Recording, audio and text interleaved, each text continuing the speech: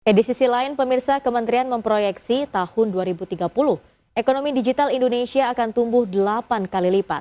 Untuk mencapai proyeksi pertumbuhan ekonomi digital, pemerintah akan melakukan 3 strategi.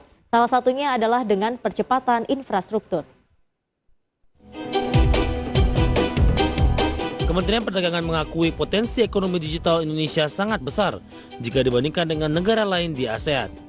Kementerian memproyeksi tahun 2030 ekonomi digital Indonesia akan tumbuh 8 kali lipat dan berkontribusi 4.531 triliun rupiah terhadap pertumbuhan ekonomi nasional. Potensi yang besar tersebut harus dijadikan momentum agar Indonesia bisa memenangi pasar digital.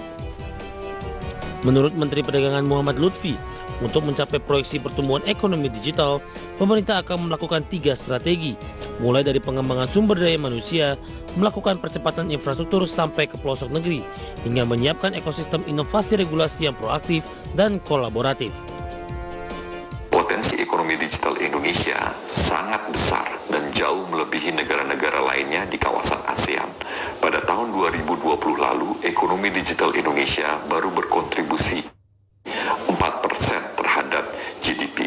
Namun pada tahun 2030, GDP Indonesia diperkirakan tumbuh setidaknya 1,5 kali lipat dari 15.400 triliun menjadi 24.000 triliun setidaknya.